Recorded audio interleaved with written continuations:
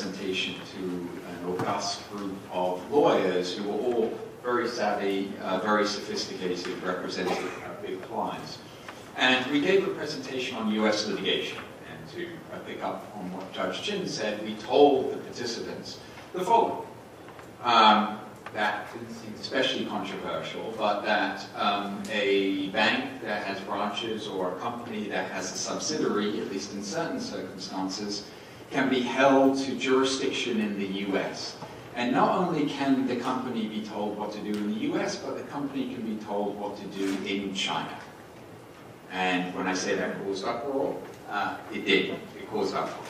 And one very savvy person at the meeting responded without missing a beat, saying, does that mean we can tell Bank of America what to do in America?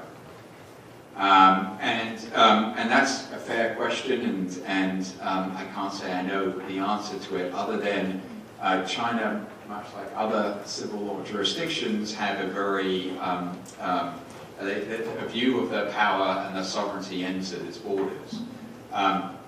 So I think implicit in that comment was that Chinese courts wouldn't tell Bank of America what to do in the US based on its contacts in China. But certainly, I think that it is, when you're dealing with Chinese clients, or indeed any foreign clients, the concept of the long reach of the US courts is something that's very alien. And it's very alien not only to their everyday litigation, but the way they view sovereignty more generally. And even very savvy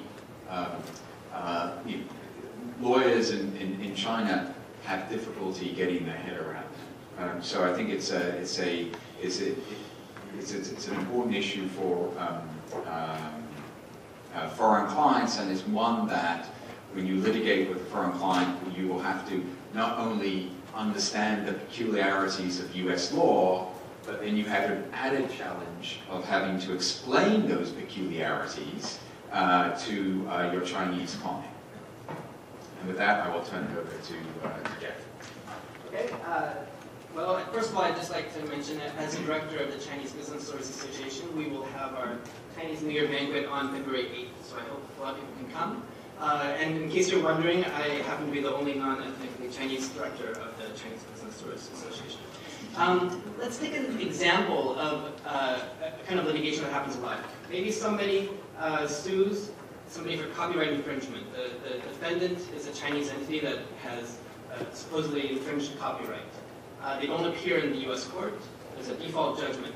Then the plaintiffs might bring an action to enforce the judgment, and then they bring in whatever bank that has that customer as a client.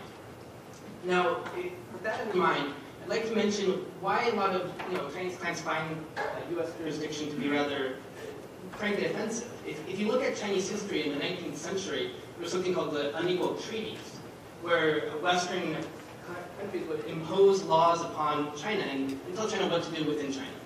And one